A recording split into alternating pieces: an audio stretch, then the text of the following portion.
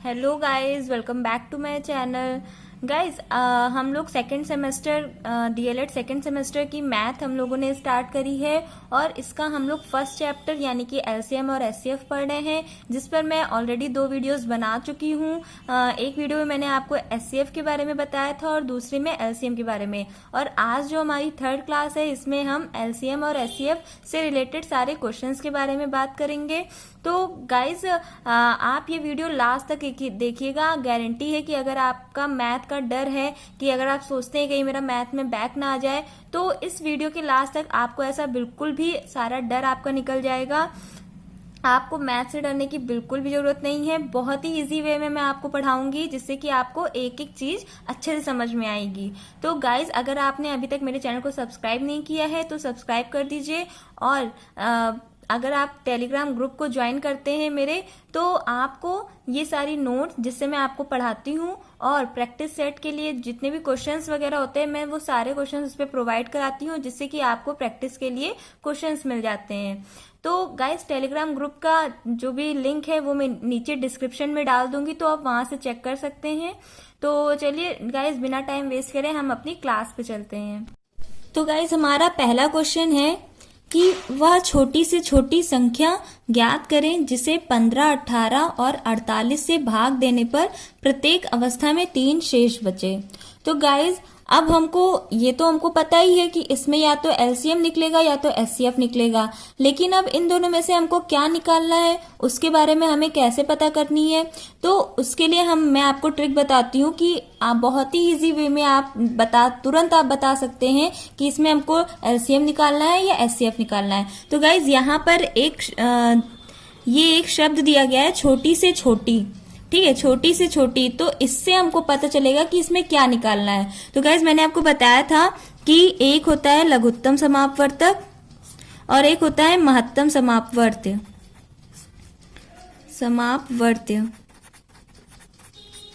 समापवर्तक। तो गाइज, इसमें आपको क्या करना है, मैंने आपको इसके पहले वाली जो 2 वीडियो में मैंने आपको एलसीएम ऐसे बताया था, मैंने उसमें आपको समझाया था कि यहाँ पे दिया गया है लघुत्तम। लघुत्तम का क्या मतलब होता है? छोटी से छोटी संख्या। ठीक है, तो लघुत्तम से हमको क्या याद रहेगा हमेशा? छोटी से छोटी। लघु का मतलब होता है छोटा, तो इससे हम क्या याद कर सकते हैं? छोटी से छोटी। और महत्तम का मतलब क्या होता है? बड़ा। ठीक है, महत्तम मतलब बड़ा, हाईएस्ट। इसको इंग्लिश में हाईएस्ट कॉमन फैक्टर कहते हैं। तो हाईएस्ट का हिंदी में क्या हो जाएगा? बड़ा से बड़ा, यानी कि बड़ी से बड़ी संख्या। तो इससे हमको क्या चीज याद हो गई कि अगर कहीं पर छोटी से छोटी लिखा होगा, छोटी से छोटी संख्या हमको ज्ञात करनी होगी, तो हमको वहां पे क्या निकालना है? लघुत्तम समापवर्तक, यानी कि लासा। और कहीं पर अगर बड़ी से बड़ी संख्या निकालनी होगी, तो वहां पे हमें क्या निकालना है? महत्तम समापवर्त्य। ठीक है गाइस, तो ये तो आपको समझ में आ गया होगा। अब हमको क्या करना है, इसमें देखना है कि जो भी संख्याएं दी गई हैं, अब इसका हमको क्या निकालना है। अब यहाँ पे छोटी से छोटी संख्या दी गई है, तो यानी कि ये तो हमको पता ही चल गया कि इसमें हमको क्या निकालना है। इसमें हमको निकालना है लासा, यानी कि लघुत्तम समापवर्तक। तो अब हम 15, 18 और 48 का क्या निकालेंगे? लघुत्तम समापवर्तक निकालेंगे। तो लघुत्तम समापवर्तक मैंने आपको बताया है कि कैसे निकालते हैं। अगर आपने इसके पहले वाली वीडियो नहीं देखी है तो उसको देख ले, उसके बाद ही ये वीडियो देखें, तभी आप लोग को अच्छे से समझ में आएगी। तो चलिए, इसका पहले हम लघुत्तम समापवर्तक निकाल लेते हैं। तो उसके लिए मैंने आपको बताया था, एक लंबी सी लाइन आप खींचेंगे और इन संख्याओं को पंक्ति में लिख लेंगे। फिर उसके बाद छोटी से छोटी संख्या लेंगे, जिससे कि इन तीनों में से कोई भी एक या तीनों में से कोई भी एक संख्या विभाजित हो जाए। जैसे कि अगर हम छोटी से छोटी संख्या 2 लेते हैं, तो 2 से क्या इसमें से कोई एक संख्या विभाजित हो रही है? तो 18 हो रही है, 48 भी हो रही है। तो इसी तरह हम 2 से इसको विभाजित करेंगे। तो 15 नहीं हो रही, तो 15 को एज इट इज लिख देंगे। तो 2 नवा 18, 2 दूनी 4, 2 चौके 8। फिर अब हम 2 से ले जाएंगे, क्योंकि अभी 24 है, ये 2 से विभाजित हो जाएगा। तो 15 को एज इट इज लिख देंगे। 9 भी डिवाइड नहीं होगा, तो 9 को भी एज इट इज लिख देंगे। फिर इसको हम विभाजित करेंगे, 2 एकम 2, 2 दूनी 4। फिर उसके बाद 12 भी अभी 2 से विभाजित होगा, तो इसको हम ऐसे ही लिख देंगे और यहाँ पे लिखेंगे 2 छंग 12। फिर उसके बाद वापस से हम 2 से इसको विभाजित करेंगे, तो 2 ताई 6, यहाँ पे 15 और यहाँ पे 9 लिख देंगे। फिर उसके बाद हमको क्या करना है कि अब यहाँ पे 3 है, यहाँ पे 9 है, यहाँ पे 15 है। तो अब ये 2 से तो कोई विभाजित नहीं होगी, तो अब 3 से हम देखेंगे क्या कोई संख्या 3 से विभाजित होगी। हाँ बिल्कुल होगी, तीनों संख्याएं 3 से विभाजित होंगी। तो 3 पचे 15, 3 त्रिका 9, 3 एकन्नम 3। फिर उसके बाद अभी 3 से और विभाजित होंगी, तो 3 एकन्नम 3, 5 को हम ऐसे ही लिख देंगे।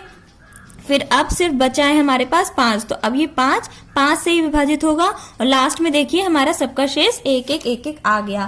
फिर अब इस क्वेश्चन में क्या पूछा गया है, पहले तो हमको लासा निकाल लेना है। तो जैसे कि मैंने यहाँ पे लासा निकाला है, तो गाइज अब हम यहाँ पे क्या करेंगे, यहाँ पे हम लासा लिखकर बराबर लगा के ये जो सारे गुणनखंड है इसको हम यहाँ पर लिख देंगे। तो जैसे कि यहाँ पे 2 गुणे 2 गुणे 2 गुणे 2 गुणे 2 गुणे 3 गुणे 3 और गुणे 5। तो अब हमको क्या करना है, इनको सिंपली गुणा कर देना है। तो 2 दूनी 4, दूनी 8, दूनी 16, 16 ताए 48, 48 ताए 144, 144 पंचे 720। तो गाइस हमारा लासा क्या आ गया, 720। लेकिन क्वेश्चन में हमसे एक चीज और पूछी गई है, इसमें ये कहा गया है कि जो भी 15, 18 और 48 से भाग देने पर प्रत्येक अवस्था में 3 शेष बचना चाहिए। तो गाइस हमको वो संख्या ज्ञात करनी है जिससे अगर हम 15 या 48 या 18 से अगर हम उस संख्या को भाग दें तो हमारा 3 शेष बचना चाहिए। तो गाइस जैसे कि अब यहाँ पे 720 है, ठीक है। अगर हम इसको, चलिए मैं आपको इस एग्जाम्पल से बताती हूँ। जैसे कि हमारे पास कोई संख्या है 18, इसको हमको 6 से भाग देना है, तो हम क्या ले जाएंगे, 6 त्रिक 18 ले जाएंगे, तो ये पूरा पूरा कट जाएगा। लेकिन अगर हमसे क्वेश्चन में पूछा जाए कि कोई भी ऐसी संख्या हो जो कोई भी ऐसी संख्या हो जिसको हम यहाँ पर लिखें और 6 से डिवाइड करने पर यहाँ पे 3 शेष आना चाहिए, तो हमको ऐसी संख्या यहाँ पे कौन सी लेनी पड़ेगी, हमको इसमें 3 ऐड करना पड़ेगा, है ना। 18, 19, 20 और 21, तो यहाँ पे क्या हो गया 21। अगर हम 6 से 21 को डिवाइड करेंगे, 6 त्रिक 18 ले जाएंगे, तो यहाँ पे 11 में से 8 गया 3, तो हमारा क्या बचा, 3 शेष बच गया। तो उसी तरह हमसे इस क्वेश्चन में पूछा गया है कि वह छोटी से छोटी संख्या ज्ञात करनी है जिससे कि इसको 15, 18 या 48 से भाग देने पर 3 शेष बचना चाहिए। तो जब हमसे पूछा गया 3 शेष बचना चाहिए, तो हम इसमें क्या करेंगे, 3 ऐड कर देंगे, तो ये क्या हो जाएगा 723। अब आप इसको चाहे आप 15 से विभाजित करिए, 18 से करिए और या 48 से करिए, आपका 3 शेष जरूर आएगा। चलिए मैं आपको 15 से करके दिखाती हूँ। 15 से अगर मैं इसको डिवाइड करूंगी तो 15 15 15 दूना 30, 15 ते 45, 15 चौको 60, 15 पते 75 ज्यादा हो जाएगा, तो 15 चौको 60 ले जाएंगे। तो यहाँ पे 2 बचा और यहाँ पे 7 में छिनक लगा 1, तो यहाँ पे क्या हो गया 3 उतार दिया। फिर उसके बाद 15 अट्ठे 120 ले जाएंगे, तो 15 अट्ठे 120 ले जाएंगे, तो यहाँ पे कितना शेष बचा, देखिए 3 शेष हमारा बच रहा है ना, 3 शेष हमारा बच रहा है। तो ये वाली संख्या हमारी क्या हो गई, ये संख्या हो गई हमारी आंसर। आप यहाँ पे आंसर मत बताइएगा क्योंकि अभी ये हमने केवल लासा निकाला था, लेकिन अगर हमसे ये ना कह रहा होता कि प्रत्येक अवस्था में 3 शेष बचे तो हमारा आंसर यही हो जाता। लेकिन हमसे आगे क्या कह रहा है कि 3 शेष भी आना है, तो 3 शेष कब आएगा, जब हम 3 इसमें ऐड कर देंगे। अगर हम इसमें 3 ऐड ना करते ये 720 होता तो यहाँ पे पूरा पूरा कट जाता, लेकिन जब हम इसमें 3 ऐड करेंगे तभी हमारा यहाँ पे 3 शेष बचेगा। आप इस एग्जाम्पल से भी समझ सकते हैं, ये छोटा एग्जाम्पल है इसलिए मैंने आपको बताया कि अगर आप इससे समझेंगे तो आपको ये चीज भी समझ में आ जाएगी। तो गाइज अब हम चलते हैं नेक्स्ट क्वेश्चन पर।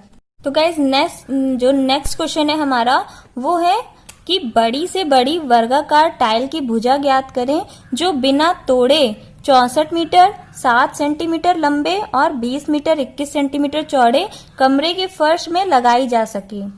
तो गाइस सबसे पहले मैंने आपको इस वीडियो में क्या बताया था कि जब हमसे किसी क्वेश्चन में बड़ी से बड़ी या छोटी से छोटी संख्या पूछी जाए, सबसे पहले हमको पता लगाना है कि इसमें हमको लासा निकालना है या मासा निकालना है। तो मैंने आपको बताया था जब भी बड़ी से बड़ी संख्या आए तो हमको क्या निकालना होता है, महत्तम समापवर्तक, यानी कि हाईएस्ट कॉमन फैक्टर। ठीक है, तो हम यहाँ पे क्या निकालेंगे, यहाँ पे हम निकालेंगे महत्तम समापवर्तक। लेकिन अब यहाँ पर एक दिक्कत और है, क्या है कि यहाँ पे 64 मीटर है लेकिन यहाँ पे 7 सेंटीमीटर है, यहाँ पे 20 मीटर है लेकिन यहाँ पे 21 सेंटीमीटर है। तो हमारे जो मात्रक हैं वो समान नहीं है। तो सबसे पहले हमको क्या काम करना है, हमको अपने मात्रक समान करने हैं। या तो हम सबको मीटर में कर सकते हैं या हम सबको सेंटीमीटर में कर सकते हैं। तो चलिए मैं आपको पहले सेंटीमीटर में करके दिखाती हूँ। तो सबसे पहले हम इसको यहाँ पे लिख लेंगे कि 64 मीटर 7 सेंटीमीटर। ठीक है, और तो अब इसको भी यहाँ पे लिख लेंगे कि 20 मीटर 21 सेंटीमीटर। तो गाइज आप लोगों को पता होगा, अगर नहीं पता है तो कोई बात नहीं, कि हमारा 1 मीटर में 100 सेंटीमीटर होता है ना गाइज। हमारा 1 मीटर में 100 सेंटीमीटर होता है। तो हमको 64 मीटर को हमको सेंटीमीटर में लाना है। तो हम यहाँ पे सिंपली क्या लिखेंगे, 64 मीटर बराबर 64 गुणे 100, क्या हो गया 6400 सेंटीमीटर। तो गाइज ये हमारा मीटर से सेंटीमीटर में हो गया। 1 मीटर बराबर 100 सेंटीमीटर होता है, तो 64 मीटर बराबर कितना हो जाएगा, 64 सेंटीमीटर। 100 से हम इसको गुणा कर देंगे। तो यहाँ पे हम गाइस सिंपली क्या लिखेंगे, 64 मीटर को हमने 6400 सेंटीमीटर में चेंज किया, तो हम 64 मीटर की जगह क्या लिखेंगे, 6400 सेंटीमीटर और प्लस 7 सेंटीमीटर, क्योंकि ये 7 सेंटीमीटर भी हमको इसमें ऐड करना है। फिर उसके बाद अब हम 20 मीटर का भी इस तरह निकाल लेंगे। तो 1 मीटर बराबर 100 सेंटीमीटर, तो 20 मीटर बराबर 20 गुणे 100 सेंटीमीटर, तो ये क्या हो गया 2000 सेंटीमीटर हो गया। तो अब यहाँ पे 20 मीटर की जगह हम क्या लिखेंगे, 2000 सेंटीमीटर प्लस 21 सेंटीमीटर। तो अब हम इसको ऐड कर देंगे। तो ऐड करने पे हमारा क्या आएगा, 6407 सेंटीमीटर, और ये क्या आ गया 2021 सेंटीमीटर। तो अब ये हमारे लिए सिंपल हो गया। अब हमको इसका क्या निकालना है, अब हमको इसका निकालना है मासा, क्योंकि यहाँ पे बड़ी से बड़ी संख्या बोली गई है। तो अब इसमें बहुत बड़ी संख्या है जिसका हमको मासा निकालना है। तो मैंने आपको बताया था इसके पहले जब मैं आपको मासा पढ़ा रही थी कि जब आपको बहुत बड़ी संख्या दी जाए तो आपको मासा की द्वितीय विधि का प्रयोग करना है, जिसमें कि हम दो संख्याएं हमको दी गई हैं उसमें से हम छोटी संख्या से बड़ी संख्या को भाग देते हैं। तो हम क्या करेंगे, यहाँ पे छोटी संख्या को लिखेंगे और यहाँ पे बड़ी संख्या को लिखेंगे और छोटी संख्या से बड़ी संख्या को भाग देंगे। तो पहले हम करके हमको देखना पड़ेगा कि ये कितनी बार में जाएगा। तो हम 2021 को 3 बार ले जाएंगे, 3 एकम 3, 3 दूनी 6 और 0 का 0, 3 दूनी 6। तो ये 3 बार में चला जाएगा, तो हम यहाँ पर 3 बार में ले जाएंगे। तो यहाँ पर क्या लिखेंगे, 6 0 6 3। फिर उसके बाद हम इसको अब माइनस कर देंगे। तो 7 में से 3 गया 4, 10 में से 6 गया 4, यहाँ पे 3 बचा, यहाँ पे कुछ नहीं बचा। तो अब हमारा यहाँ पे क्या आ गया 344। लेकिन गाइज यहाँ पर जो 344 हमारा आया है ये संख्या इससे छोटी है, तो अब हम क्या करेंगे, इससे इसको भाग देंगे। तो अब हम सिंपली इसको यहाँ पे लिखेंगे। अब 344 से ये कितनी बार में जाएगा, चलिए देखते हैं। तो 344 को हम 5 से अगर करके देखें तो 5 चौक 20, 0 2, 5 चौक 20, 2 22 के 2, 80 लगा 2, 5 ताए 15, 16 17। तो गाइज ये 5 बार में चला जाएगा। ठीक है, तो 5 बार में मैं ले जाती हूँ 1 7 2 0। अब इसको हम माइनस कर देंगे। तो यहाँ से 1 का 1 हो गया, 2 से 2 0 हो गया, 10 में से 7 निकला तो 3 बचा, और यहाँ पे 1 में से 1 किया तो कुछ नहीं बचा। तो गाइज अब फिर से वही चीज हो गई है कि यहाँ पर जो हमारा 301 आया है ये इस संख्या से छोटा है, तो अब हम 301 से 344 को भाग देंगे। तो अब 301 को हम 344 से भाग देंगे तो इसको हम एक बार ही ले जाएंगे। तो इसको हम 301 यहाँ पे सिंपली लिखेंगे। फिर इसको अब हम माइनस कर देंगे, 4 में से 1 गया 3 और यहाँ पर 4 का 4 और यहाँ पे कुछ नहीं बचा। अब यहाँ पे फिर हमारा शेष बचा है और ये शेष भाजक से छोटा है, तो अब हम फिर क्या करेंगे, 43 से 301 को भाग देंगे। तो 43 को 301 से भाग 43, 7 जग देखते हैं कितना होता है, 7 त्रिक 21 के 1 2, 7 चौक 28, 28 1 29 और 30। तो गाइज ये 301 हमारा आ गया, तो यानी कि सीधे सीधे ये 7 बार जाएगा, तो 301 और ये पूरा पूरा कट गया। तो गाइज अब हमको मासा निकालने के लिए मैंने आपको बताया था कि हमें भागफल से कोई भी काम नहीं होता है। ये जो भागफल हमारा है इससे हमको कोई मतलब नहीं है। हमको किस चीज से मतलब होता है, हमको मतलब होता है अंतिम भाजक से। जो हमारा अंतिम भाजक होता है वही हमारा क्या होता है, मासा। तो हम सिंपली यहाँ पे मासा बराबर 43 लिख देंगे और यही हमारा आंसर हो जाएगा। गाइस क्या आप लोग को, और यहाँ पर आपको सेंटीमीटर लगाना जरूरी है क्योंकि ये हमारी टाइल की भुजा आई है। आप यहाँ पे टाइल की भुजा भी लिख सकते हैं। आप क्वेश्चन में देखेंगे हमसे क्या पूछा गया है कि टाइल की भुजा ज्ञात करें, तो टाइल की भुजा इसको हम सेंटीमीटर में लिखेंगे तो 43 सेंटीमीटर हो जाएगा। यही हमारा क्या हो जाएगा, आंसर। तो गाइस नेक्स्ट क्वेश्चन हमारा कौन सा है, चलिए पढ़ते हैं कि 3 बर्तनों में क्रमशः 882 लीटर, 396 लीटर और 1404 लीटर विभिन्न प्रकार का तेल है। गाइस मैं आपको बता दूं जितने भी क्वेश्चन मैंने इसमें ऐड करे हैं सारे क्वेश्चंस पेपर में आए हुए हैं। ये खुद ही 2016 पेपर में आया हुआ है, 2015 में भी आया हुआ है। लैंग्वेज चेंज थी, मतलब बर्तनों की जगह वहां पे टाइल्स आया हुआ है, लेकिन सेम ही क्वेश्चन था। तो आप लोग बहुत ध्यान से पढ़िएगा, ठीक है। तो आगे क्या कहा गया है कि 1404 लीटर विभिन्न प्रकार का तेल है। समान माप के पीपों की कम से कम संख्या ज्ञात करो जिनमें ये तेल बिना मिलाए भरा जा सके। तो गाइस अब आप सोच रहे होंगे कि इसमें ना छोटी से छोटी बताया गया है ना बड़ी से बड़ी बताया गया है, तो आखिर हमको इसमें क्या निकालना है, इसमें हम लासा निकालें कि हम मासा निकालें। तो गाइस यहाँ पर एक लाइन ये दी गई है कि समान माप के पीपों की कम से कम संख्या ज्ञात करो। तो जब भी हमें ये समान माप के पीपों की कम से कम संख्या ज्ञात करनी हो तो हमको क्या निकालना होता है, हमको निकालना होता है महत्तम समापवर्तक।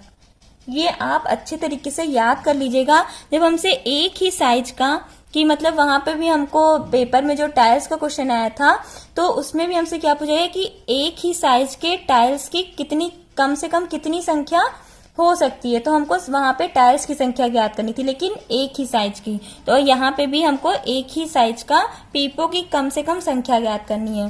तो जब भी हमसे समान माप के समान माप अगर आप कहीं भी देख लें तो आपको वहां पे क्या निकालना होता है, उस क्वेश्चन में मासा निकालना होता है। तो गाइज ये तो चलिए हमको पता हो गया कि इसमें हमको मासा निकालना है, लेकिन क्वेश्चन में कह क्या रहा है, वो पूछ क्या रहा है, तो वो मैं आपको समझाती हूँ। इसमें बताया गया है कि इसमें 3 प्रकार के तेल के डिब्बे हैं, तेल के बर्तन हैं। चलिए मैंने पहला मान लिया कि पहला जैतून का तेल है जो कि है 882 लीटर। दूसरा है सूरजमुखी का तेल, मान लेते हैं अपने मन से मान लेते हैं, जो भी कोई सा भी तेल हो सकता है। ये है 396 लीटर तेल। और फिर यहाँ पे मान लेते हैं नारियल का तेल, ये कितना है 1404 लीटर। तो गाइस इसमें क्या बताया गया है कि ये जो तेल है ये एक बड़े डिब्बे में है। जैसे कि एक बड़ा सा डिब्बा हम बना लेते हैं, ये एक बड़ा सा डिब्बा है और इसमें ये जैतून का तेल भरा हुआ है, ठीक है। यहाँ पर एक बड़ा सा डिब्बा है, इसमें कौन सा तेल भरा हुआ है, इसमें 396 लीटर सूरजमुखी का तेल भरा हुआ है। फिर यहाँ पे एक और डिब्बा है बड़ा सा, इसमें कौन सा तेल भरा हुआ है, इसमें भरा हुआ है नारियल का तेल 1404 लीटर। तो हमसे क्वेश्चन में क्या पूछा गया है कि हमको समान माप के पीपों की कम से कम संख्या ज्ञात करो जिनमें ये तेल बिना मिलाए भरा जा सके। तो हमको निकालना है कि कोई भी साइज का, एक ही साइज का डिब्बा हो छोटा सा, जैसे कि ए साइज का हमने मान लिया, ए साइज का डिब्बा हो, छोटे छोटे, जैसे कि मान लीजिए छोटे छोटे से डिब्बे में बना देती हूँ जैसे कि आपको अच्छे से समझ में आए। मान लीजिए 3 डिब्बे मैंने इसके बनाए, तो हमको क्या निकालना है कि 882 लीटर ए साइज के कितने डिब्बों में भरा जा सकता है। तो अब हमको डिब्बों की संख्या निकालनी है। इसी तरह हमसे इसमें भी पूछा है कि ए साइज के डिब्बों में, जो भी हमारा ए साइज का डिब्बा है, ए मैंने ऐसे मान लिया है, ठीक है, ये साइज हम अभी निकालेंगे आगे। तो यही चीज पूछा गया कि ए साइज के कितने डिब्बों में ये जो 396 लीटर सूरजमुखी का तेल है ये भरा जा सकता है। तो डिब्बों की हमको संख्या बतानी है। इस तरह इसमें भी पूछा गया है कि ए साइज के कितने डिब्बों में नारियल का तेल भरा जा सकता है, कितने डिब्बों में नारियल का तेल भरा जा सकता है। तो सबसे पहले हम सबसे पहले मासा ज्ञात करेंगे। तो मासा ज्ञात करने के लिए सबसे पहले हम क्या करेंगे कि जो भी इसमें तीन संख्याएं दी गई हैं गाइस, जैसे कि इसमें दिया गया 882, 396 और 1404 लीटर। तो मासा निकालने के लिए हम क्या करते हैं, पहले कोई दो संख्या लेते हैं। जैसे कि मैंने ये वाली संख्या और ये वाली संख्या ले ली। अब इन दोनों में हम देखेंगे छोटी संख्या कौन सी है, तो छोटी संख्या से बड़ी संख्या को भाग देंगे। तो चलिए छोटी संख्या से यानी कि 396 से 882 को हम भाग देते हैं। तो 396 को दो बार हम ले जाएंगे, 792 होगा। फिर यहाँ पे 2 से 2 घटाएंगे 0, 18 में से 9 जाएगा, कितना बचेगा 9 बचेगा। और यहाँ पे 7 में से 7 जाएगा, ये कट जाएगा। फिर अब यहाँ पे 90 हुआ, 90 396 से छोटा है, तो अब हम 90 से 396 को भाग देंगे। तो अब 90 को हम कितनी बार ले जाएंगे, 4 बार ले जाएंगे। तो क्या हो जाएगा 360। अब यहाँ पे 6 में से 0 जाएगा, 6 बचेगा, यहाँ पे 3 बचेगा, यहाँ पे कुछ नहीं बचेगा। अब 36 से 90 को हम भाग देंगे, तो 36 को हम 2 बार ले जाएंगे। तो ये क्या बचा 72 यहाँ पे आया। अब इसको घटाएंगे, 10 में से 2 गया 8 और 8 में से 7 गया, 1 बचा। अब हम 18 से 36 को भाग देंगे, तो अब ये पूरा कट जाएगा, 18 दूना 36। तो गाइज यहाँ पे पूरा कट गया। अब हमको यहाँ पे क्या देखना है, अंतिम भाजक। तो अंतिम भाजक हमारा क्या है 18। लेकिन गाइज अभी हमारे पास तीसरी संख्या बाकी है जो कि है 1404 लीटर। तो हम इस जो अंतिम हमारा भाजक बचा है इससे हम 1404 को भाग करेंगे। तो 18 हम यहाँ लिखेंगे और 1404 को इसके अंदर लिखेंगे। अब 18 से 1404 को हम तब तक डिवाइड करेंगे जब तक कि पूरा कट ना हो जाए, तब तक कि पूरा शेष कोई नहीं बचना चाहिए लास्ट में। तो 18 को हम 7 बार ले जाएंगे, तो यहाँ पे कितना होगा 126। घटाएंगे, यहाँ पे बचेगा 4, यहाँ पे बचेगा 1, यहाँ पे कुछ नहीं बचेगा। जो यहाँ पे 4 लिखा है इस 4 को यहाँ उतार लेंगे। फिर 18 अट्ठे कितना होता है 144। तो गाइस कितना बचा, कट गया सारा, कुछ नहीं बचा। तो अब हमारा यहाँ पे भी क्या बचा अंतिम भाजक। अंतिम भाजक हमको यहाँ पे भी 18 ही मिला। हमको भागफल से कोई मतलब नहीं है, हमको सिर्फ अंतिम भाजक से मतलब है। तो गाइज हमारा मासा तो क्या आ गया, मासा हमारा आ गया 18। लेकिन तो गाइज यहाँ पे हमारा मासा क्या आ गया, यहाँ पे हमारा मासा आ गया 18 लीटर। ठीक है, ये जो 18 हमारे पास जो मासा है सिर्फ मासा नहीं है, ये एक डिब्बे की कैपेसिटी है कि एक डिब्बे में कितने लीटर तेल आ सकता है, 18 लीटर तेल आ सकता है। और जब एक डिब्बे में 18 लीटर तेल आ सकता है तो 882 लीटर कितने डिब्बों में आएगा, तो हमको ये निकालना है। तो सबसे पहले हम क्या लिखेंगे, अगर हमको तीनों का अलग अलग निकालना है तो सबसे पहले हम फर्स्ट का लिखेंगे जो भी पहला है।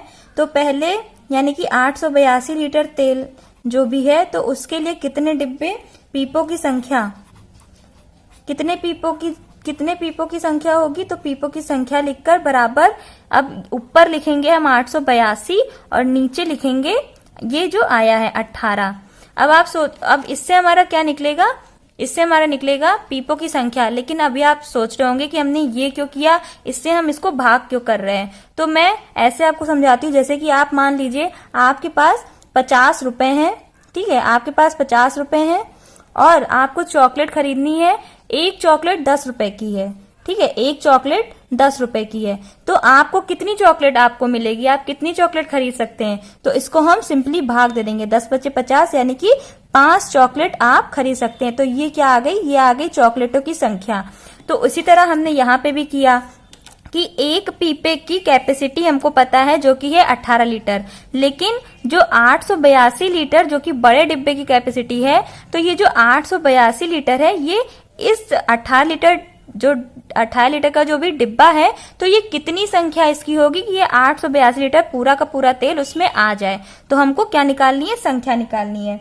तो इसको हम सिंपली भाग दे देंगे तो कितना आ जाएगा, 49 आ जाएगी। ये क्या आ गई हमारे पास, पीपों की संख्या कि 882 लीटर 18 लीटर के 49 पीपों में आएगा। तो अब हम इस तरह सेकंड का भी निकाल लेंगे। तो सेकंड हमारा क्या है, 396 जो कि है सूरजमुखी का तेल। तो इसके लिए कितने पीपों की संख्या होगी, तो इसके लिए पीपों की संख्या के लिए भी ऊपर लिखेंगे 396 और नीचे लिखेंगे 18। इसको हम डिवाइड कर देंगे, कितना आएगा हमारे पास 22। इसी तरह हम थर्ड का भी निकालेंगे। तो गाइज ये है हमारा नेक्स्ट क्वेश्चन। तो क्वेश्चन पढ़ लेते हैं। क्वेश्चन कह रहा है कि एक कमरे का फर्श 300 सेंटीमीटर और 425 सेंटीमीटर माप का है। कमरे की फर्श पर वर्गाकार टाइल लगाने हैं। एक ही नाप के कम से कम लगाए जाने वाले टाइलों की संख्या ज्ञात करो। तो गाइज आपने यहाँ पे एक चीज नोटिस करी कि यहाँ पर क्या बताया गया है कि एक ही नाप के कम से कम लगाए जाने वाले टाइलों की संख्या ज्ञात करनी है। और इसके पहले वाले क्वेश्चन में भी हमसे सेम यही पूछा गया था। वहां पे क्या था कि समान माप के पीपों की कम से कम संख्या। तो मैंने आपको बताया था कि जब भी हमसे एक ही नाप के कम से कम या समान माप के कम से कम, मतलब एक ही साइज के पूछे जाएं टाइलों की संख्या या डिब्बों की संख्या, किसी भी चीज की संख्या, तो हमको वहां पे क्या निकालना होता है, वहां पे हमको महत्तम समापवर्तक यानी कि मासा निकालना होता है। तो गाइज अब हम इसका और इसका हमको क्या निकालना है, मासा निकालना है। तो हम यहाँ पे लिख लेते हैं 300 सेंटीमीटर और 425 सेंटीमीटर। तो गाइज अब यहाँ पे हमको क्या करना है, इन दोनों में देखना है, ये दोनों बड़ी संख्याएं हैं। तो बड़ी संख्याओं का मासा हम कैसे निकालते हैं, भाग विधि से निकालते हैं, जिसमें हम छोटी संख्या से बड़ी संख्या को डिवाइड करते हैं यानी कि भाग देते हैं। तो हम यहाँ पे सिंपली भाग देते हैं। 300 को इधर लिखेंगे, 425 को इसके अंदर लिखेंगे और फिर 300 को हम इससे भाग देंगे। तो 300 को एक बार ले जाएंगे पहले हम, यहाँ पे बचा 5, यहाँ पे बचा 2, यहाँ पे 4 में से 3 गया, 1 बचा। फिर अब ये 125 इससे छोटा है तो अब हम 125 से 300 को भाग देंगे। तो 125 को हम एक बार ले जाएंगे पहले, कितना हो जाएगा, तो गाइज हम एक बार ले जाएंगे तो यहाँ पे क्या हो जाएगा 125, 125 एक नाम 125, इसको भाग देंगे, वो माइनस करेंगे तो कितना हो जाएगा, 10 में से 5 निकलेगा 5, यहाँ पे 9 बचा तो 9 में से 2 निकालेंगे, यहाँ पे बचेगा 7 और यहाँ पे 2 में से 1 निकालेंगे तो 175। अब 175 125 से ज्यादा है यानी कि अभी ये एक बार और जाएगा। तो 125 को एक बार हम और इसको डिवाइड करेंगे। अब इसको फिर से माइनस करेंगे, यहाँ पे बचेगा 0, यहाँ पे बचेगा 5, यहाँ पे कट जाएगा, कुछ नहीं बचेगा। फिर अब ये 50 125 से छोटा है तो हम 50 से 125 को भाग देंगे। तो 50 को हम 2 बार ले जाएंगे, 50 दूना 100, यहाँ पे कितना बचा, यहाँ पे बचा 5, यहाँ पे बचा 2, यहाँ पे कुछ नहीं। फिर अब 25 भी 50 से छोटा है तो 25 से 50 को हम भाग देंगे। तो 25 दूना 50, ये पूरा पूरा हमारा डिवाइड हो गया। तो अब यहाँ पे हमको किस चीज से मतलब है, अंतिम भाजक से, भागफल से कोई मतलब नहीं। तो हमारा मासा क्या आ गया, हमारा मासा आ गया 25। ठीक है गाइज, तो हमारा मासा आ गया 25। लेकिन ये जो 25 हमारा आया है ये एक टाइल की माप आई है। एक टाइल की माप कितनी है, 25 सेंटीमीटर। गाइज यहाँ पर हमारी एक टाइल की माप आ गई जो कि है 25 सेंटीमीटर। लेकिन हमसे क्या पूछा गया है कि ये जो 300 सेंटीमीटर और 425 सेंटीमीटर है, तो ये 25 सेंटीमीटर में अगर तोड़ा जाए इनको तो कितनी संख्याओं में तोड़ा जा सकता है। जैसे कि ऐसे देखिए आप कि जैसे कि एक 300 सेंटीमीटर की टाइल्स हमने मान ली, ये 300 सेंटीमीटर की टाइल्स है। अगर इसको हम 25-25 में तोड़ दें, जैसे कि अगर इसको हम 25-25 में तोड़ दें तो कितनी संख्याएं हो जाएंगी टाइल्स की, ये चीज हमसे पूछी गई है। अगर ये 25 का है, ये 25 सेंटीमीटर का है, ये 25 सेंटीमीटर का, ऐसे ऐसे सारे 25 सेंटीमीटर के हैं, तो टाइल्स की कितनी संख्याएं हो गई हैं। तो ये चीज पूछी गई है कि 300 सेंटीमीटर टाइल्स को अगर 25 सेंटीमीटर में तोड़ा जाए तो टाइल्स की संख्या कितनी हो जाएगी। तो चलिए पहले हम 300 सेंटीमीटर का निकाल लेते हैं। 300 सेंटीमीटर में टाइलों की संख्या तो बराबर क्या हो जाएगा, 300 को हम ऊपर लिखेंगे और नीचे 25 सेंटीमीटर लिखेंगे। गाइज मैंने आपको इससे पहले वाले क्वेश्चन में आपको एग्जांपल बताया था कि अगर आपके पास 50 रुपए है और 10 रुपए की एक चॉकलेट है तो आपको कितनी चॉकलेट मिलेगी, 5 चॉकलेट मिलेगी। तो वैसे ही यहाँ पे 300 की एक टाइल्स है और 25 की टाइल्स में हमको इसको तोड़ना है, तो 25 से हमको इसको क्या करना पड़ेगा, हमको इसका भाग देना पड़ेगा। तो भाग देंगे तो कितना आ जाएगा, 12 आ जाएगी। फिर से इसी तरह 425 का भी हमको निकालना है। 425 सेंटीमीटर में टाइलों की संख्या, 425 को ऊपर लिखेंगे बटे 25 नीचे लिखेंगे, इसको डिवाइड करेंगे, कितना आ जाएगा 17। ये आया है, ये हमारे पास टाइलों की संख्या आई है।